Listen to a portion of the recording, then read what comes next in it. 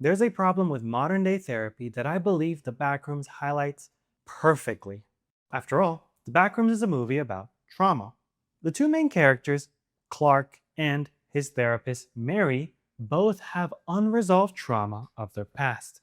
Mary's trauma comes from her childhood, in which her agoraphobic mother kept her locked in the house, afraid of the outside world. This is such a great character design because the character herself grows to be a therapist who opens the doors and windows for other people in the future so they can experience the outside world, to not get bogged down in a cyclical loop of their trauma. However, her patient Clark's trauma comes from the moment that he had an argument with his wife and ended up being kicked out of the house. The house that, again, he constantly recognizes as the one he pays for. Right there, you understand two very distinct characters with their own specific traumas that work together to try to get over their traumas, both Mary's and Clark's. But unfortunately, Clark isn't in the mind of getting out of the trauma. He actually goes to therapy to get validation that what he is doing is correct. He should be mad that he is kicked out of the house, the one that he's paying for, that he's supporting his wife through law school, that she's not helping out with the money, that all these other things that bog him down. He has the right justifications to be angry about what his wife is doing. This is the problem with modern day therapy. Oftentimes, when people go to therapy, it is to recognize and understand their own problems and get validation for them. They don't aim to grow in any sense of the word. They do not want to grow. They want to be told that they are right and that they are justified for their actions. Mary doesn't see it that way. Mary uses a very popular form of psychotherapy.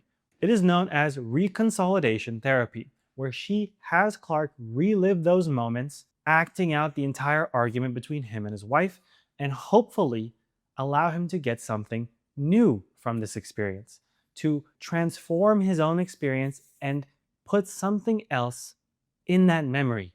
So then that way he can recall it completely differently from when he first felt it. It is a wonderful therapy to get people to understand that those traumatic events do not have to be as extreme every time it's recalled. You can change your own memories by constantly reliving it and transforming it and adding a little bit of more information every time you do. But for Clark, it doesn't work that way. Reliving those traumas only cements him further in his belief that he is right. This is why the backdrop of the actual Backrooms is such a great premise for this entire movie, because the Backrooms in itself is like an MRI machine. When someone enters the backroom, it scans their brain and recreates the user's memories. So much so that Clark's memories get repopulated into the backrooms. But the problem with remembering something is it always changes. It's not ever the same memory as before. But for Clark, he is adamant about keeping his memory about arguing with his wife the exact same every single time. But that is not how memories work. That is not how trauma works. Every moment you recall it, something else has to give. And that is a problem with modern therapy. When you go to a therapist and you want validation, all you're trying to do is just resurface those memories and just get validation and move on with your life, knowing that those memories are cemented as you being right. But that is not how it works. You have to understand that these memories are not cemented. They can be transformed. And the only way to move past your grief and your trauma is to open the window and experience life on the outside and not be shut in, going constantly back and forth through the exact same corridors of your trauma. That's why the Backrooms is as a perfect metaphor for the brain. It is walking around this endless corridor where you feel like you are going in circles. You feel like you are just reliving the same exact thing over and over, but things are changing. Memory is not perfect, which is why the items and the moments in the Backrooms are not as perfect as they should be. Things are remembered very differently for very different people, and the Backroom serves as the perfect metaphor that memories do change and that therapy can be used to get yourself to understand that the traumas and griefs that haunt you do not have to be as severe as you always remember them to be. Mary, on the other hand, with her trauma, she wants to fix people. She saw it with her mother, who ended up in the hospital because of her condition. And what ended up happening is that she felt this immense guilt to repair someone who desperately needs her help. But when she goes to the backrooms and she sees Clark, she understands that she cannot save Clark. She cannot save him. It is only up to him to save himself, to get out of the backrooms, to get out of this maze of endless trauma dumping and seeking validation for your own grief. Clark is the only one able to save himself. And so when Mary understands this, she comes to the realization and then smacks the giant entity with this cement handprint, breaking and shattering her image of herself, knowing that she cannot be the one to save her patients. She's not harboring the guilt of not saving her mother anymore.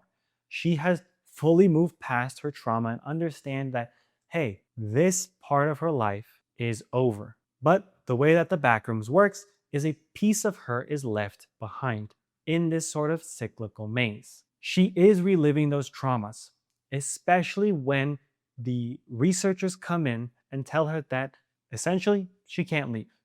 So what ends up happening is those traumas begin resurfacing, and which is why that last shot, which is horrifying, reminds us that the trauma that she's feeling all throughout her life from childhood up until this point is heavily rooted in being trapped and isolated into a specific room. Her whole childhood was locked behind the window, and she desperately wants to escape, which is why the ending is so scary, because those researchers come in and tell her that she cannot escape anymore, making her relive her trauma, leaving her stranded in the backrooms. This is why Mary is such a great foil to Clark, who wants to stay rooted in the backrooms and stay rooted in his own trauma because he thinks he's right. Mary, on the other hand, wants to escape the backrooms, but she knows that she can't because this trauma is haunting her even now. It is keeping her stuck in the backrooms. That is why The Backrooms is a wonderful movie to talk about therapy and how we can move on from our traumas and not focus on being stuck and rooted in these endless mazes, trying to navigate for a way out of our trauma. That the number one thing therapy is supposed to help us with is to move past and escape the backrooms, not be confined and walking around aimlessly in circles. Thank you all for watching. Let me know if you enjoyed this video and consider dropping a like and subscribing for more. As always, check the links in the description for my main video essay channel, as well as my Patreon to support the channel and recommend media for me to review next. Thank you all to my current Patreon members whose memberships keep this channel afloat. I am so grateful you are all here with me today. That is all for now. Thank you all so much, and I will see you all in the next video.